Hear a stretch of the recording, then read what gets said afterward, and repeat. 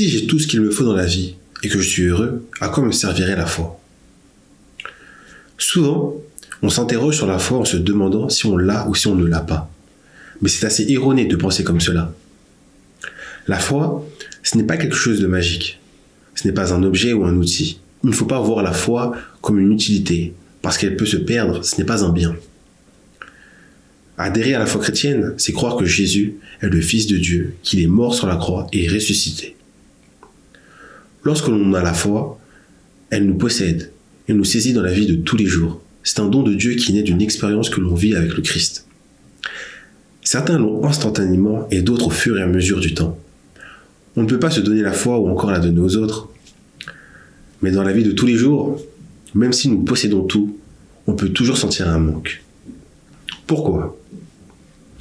Peut-être parce que nous ne sommes pas forcément capables d'identifier exactement ce qu'il nous faut.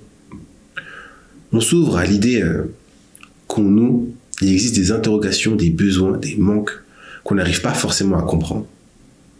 Mais en faisant l'expérience de Dieu, j'accepte de vivre quelque chose de nouveau. C'est réfléchir à un monde spirituel auquel je ne connais rien. La foi apporte un autre regard sur le monde, qui tend vers le meilleur. Elle transforme notre vie, pas forcément les situations, mais elle permet de les vivre d'une autre manière. Avoir la foi, c'est rencontrer une personne, et cette personne, c'est Jésus-Christ.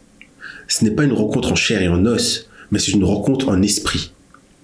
Et Jésus vient dans la vie de celui qui se laisse approcher. Adhérer à la foi chrétienne, c'est comme l'image d'une rose qui n'arrive pas à s'ouvrir.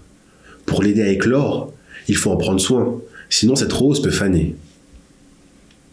Donc, nous sommes cette rose et Dieu est celui qui prend soin de nous, afin que notre vie soit la meilleure possible. Contrairement aux idées reçues, croire en Dieu, c'est ne pas s'égarer dans l'irrationnel. C'est exactement le contraire. Celui qui cherche la vérité peut trouver des réponses crédibles aux interrogations sur son existence. Avant de s'ouvrir à l'idée de Dieu, on a souvent cette crainte qu'avoir la foi, c'est abandonner sa liberté et se soumettre à des dogmes. Et pourtant, lorsque l'on écoute de nombreux croyants, la foi est avant tout une libération.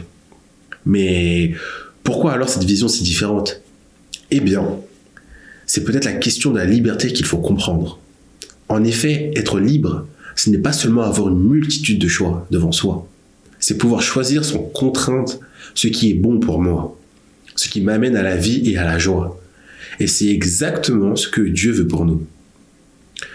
Au final, la foi n'est pas juste une utilité. C'est croire que Dieu a envoyé son Fils unique pour nous sauver du mal et du péché. Avoir la foi chrétienne, c'est être disciple de Jésus et se soumettre à sa parole. C'est comprendre la différence entre ce qui nous rend heureux et ce qui est bon pour nous. C'est se détourner des choses mauvaises et de laisser Christ vivre en nous afin de ressentir une joie profonde. Au-delà de la liberté, avoir la foi en Dieu, c'est se savoir aimer tel que l'on est. C'est cela sans doute un des aspects les plus forts de l'expérience de la foi chrétienne. Dieu aime chaque personne d'une manière unique. Croire en Dieu, c'est donc faire cette expérience forte de se sentir aimé tel que l'on est, avec nos joies, nos peines et nos espoirs. Dieu ne fait pas le tri, il nous prend comme nous sommes, il faut se laisser aimer.